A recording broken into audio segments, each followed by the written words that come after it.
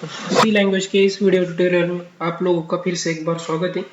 तो आज के इस वीडियो ट्यूटोरियल में हम देखने वाले हैं सी लैंग्वेज की स्ट्रिंग के बारे में। स्ट्रिंग क्या होता है? पहले तो स्ट्रिंग की दो चार बातें मैं आपको बताता हूँ कि string always enclose with single quote और डबल कोट।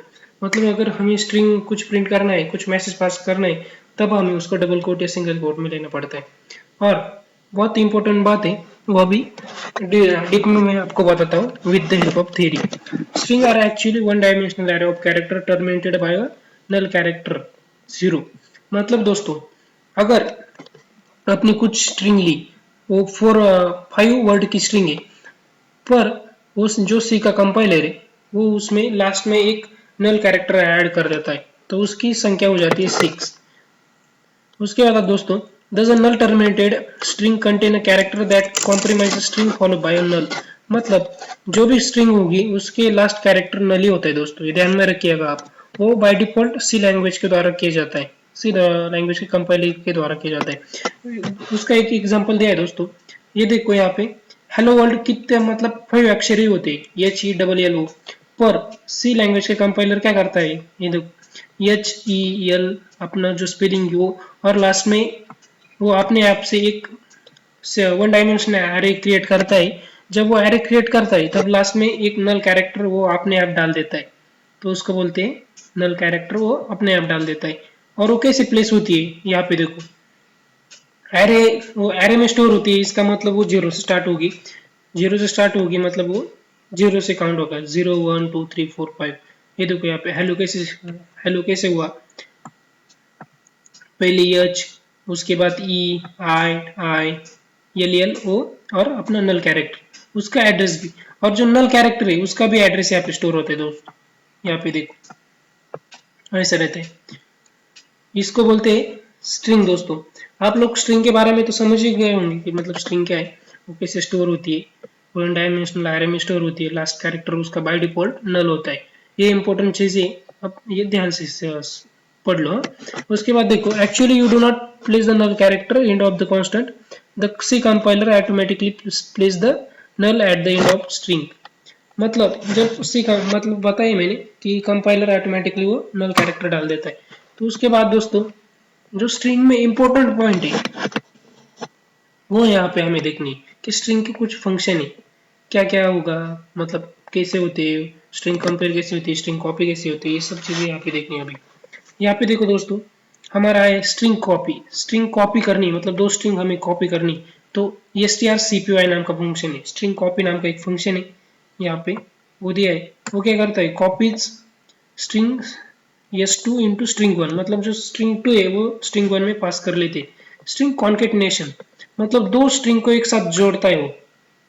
अगर आपके दो दो अलग अलग वो स्ट्रिंग है, जैसे हेलो वर्ल्ड, तो एक साथ ज्वाइन कर देता है, उसको बोलते हैं स्ट्रिंग कॉन्केटनेशन।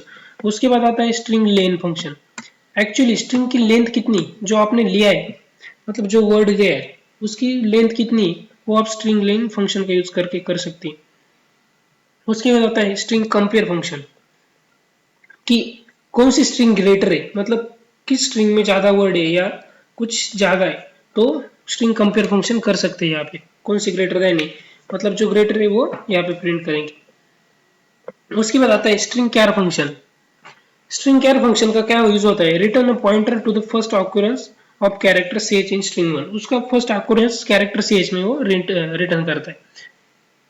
स्ट्रिंग ये मतलब ज्यादा यूज नहीं होता, string str string string string, पर यो आपके स्टडी के लिए अच्छी बात है, सीख लो ये। Returns a pointer to first occurrence of the string two and string one, मतलब स्ट्रिंग टू का जो ऑकरेंस है वो स्ट्रिंग वन में जाता है। तो स्ट्रिंग का मैंने यहाँ पे एक एग्जांपल भी बनाया है, उसको भी आप ध्यान से देख लो। इसको मैं हमारे एडिटर पे लाया हूँ, आप वहां से पढ़ लेना, अपने बुक में नोट डाउन कर लेना, और उसके बाद उसको टाइप करके रन करना, 4 5 बार टाइप करना, जिससे आपकी प्रोग्राम की प्रैक्टिस भी होती रहेगी। उसके बाद दोस्तों यहाँ पे देखो, प्रोग्राम समझा देता हूँ आप लोगों को। दो हेडर फाइल लिए, हर बार एक ही लेते थे, इस बार दो ली।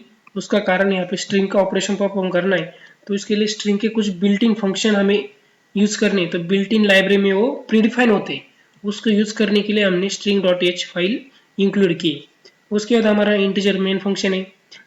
तो यहाँ पे कैरेक्टर में स्ट्रिंग 1 ली, स्ट्रिंग 1 उसकी साइज 12, उसमें हेलो वर्ड स्टोर किया, स्ट्रिंग 2 में वर्ड हेलो वो किया, उसके बाद स्ट्रिंग 2 में उसकी भी 12 ली, उसमें वर्ड स्टोर किया, और स्ट्रिंग 3 में 12 ली और उसमें कुछ स्टोर नहीं किया, और इंटीजर लेन एक वेरिएबल लिया।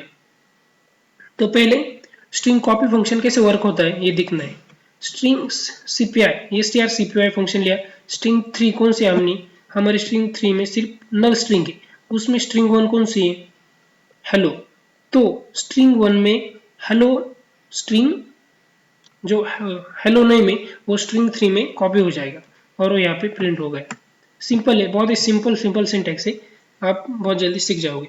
उसके बाद कॉन्केट कैसे करते हैं, मतलब दो स्ट्रिंग को जोड़ते कैसे एक साथ। स्ट्रिंग 1 है हेलो और वर्ड ये अलग स्ट्रिंग है, तो इन दोनों को कंबाइन करके कैसे प्रिंट करना है, मतलब जो वर्ड शब्द है वो हेलो में कंबाइन हो जाएगा, एक साथ जुड़ जाएगा। वो कैसे, स्ट्रिंग कॉन्केटनेशन फंक्शन के द्वारा।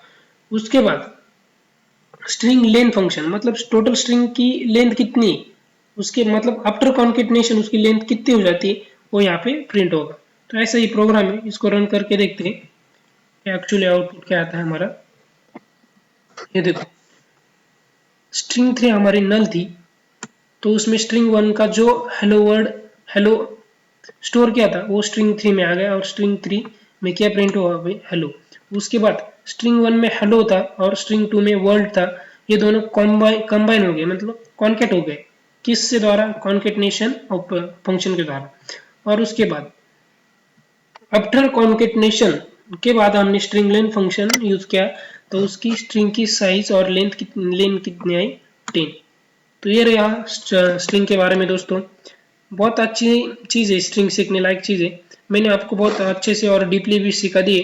ये आपको C++ में भी काम आएगी, और आगे जो प्रोग्रामिंग आप सीखने जाओगे उसमें भी स्ट्रिंग इम्पोर्टेंट है। तो चलो आज के लिए इतना ही, मिलते हैं हमारे नेक्स्ट टॉपिक में। मेरे साथ बने रहने के लिए बहुत बहुत धन्यवाद।